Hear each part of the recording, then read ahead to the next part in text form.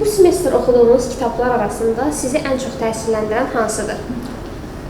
Deyə bilərəm ki, bu semestr bir neçə kitab oxumuşam. Ən təsirlənənlərdən biri Betty Lemkinin İki Qaya əsəridir. Cəfər Cabbarlı Od Gəlini və Nəsrəddin Şah əsərləri. James Clear'ın Atomic Service kitabı çox mənim xoşuma gəldi. Məni dram, psixoloji dram və detektiv janrları təsirləndirir. Daha çox onlar marağımı çəkir. Kitab seçərkən ilk olaraq nəyə diqqət yetirirsiniz? Kitabxanada əvvəlcə daxil olanda kitab seçərkən kitabların arxasındakı təlimatı oxuyuram. Əgər özümə yaxındırsa, mövzu cəhətdən onu götürürəm. Mən yazıçıya diqqət yetirirəm. Eyni zamanda bəzi kitabların arxasında həmin yazıcı, şair barəsində ya da əsər barəsində öz fikrini bildirmiş olan insanlar olur. Kitab seçərkən ilk olaraq onun mənə uyğunluğuna diqqət yetirirəm. Mənim maraqlarımın dairəsində olmağına fikir verirəm.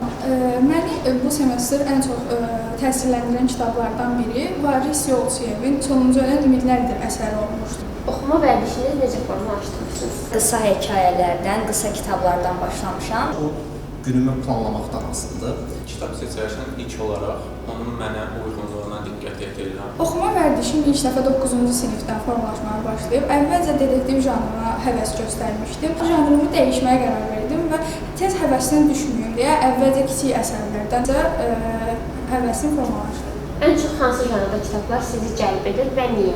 Məni özünə çəkən janrlardan biri roman janrıdır, digəri isə klassik ədəbiyyatdır. Dram növündə olan faciə, dramaturgiya əsərləri məni cəlb edir. Burada isə daha çox nəsr əsərləri diqqətimdə cəlb edir. Oxumaq vərdişi öz-özündən formalaşır.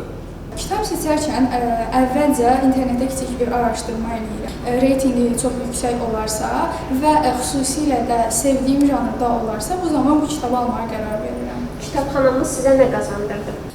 Burada bir neçə tədbirlər keçirilib və mən tanınmış şairlərlə tanış olmuşam.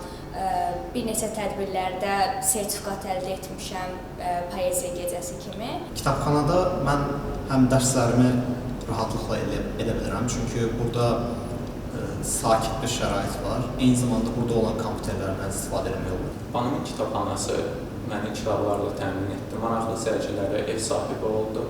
Komanda şəklində diskussiyalar aparmaq üçün mühit yaratdı. Kitabxanamızın böyük və həmçinin çox sakit mühitinin olması mənim daha çox məhsuldar şəkildə dərslərimə fokuslanmağıma kömək olur. Həmçinin burada keçirilən həvəsləndirici tədbirlər daha çox kitab oxumağıma təşviq eləyir. Buna görə də kitabxananın mənə qazandırdığı təəssüratlar çox böyükdür.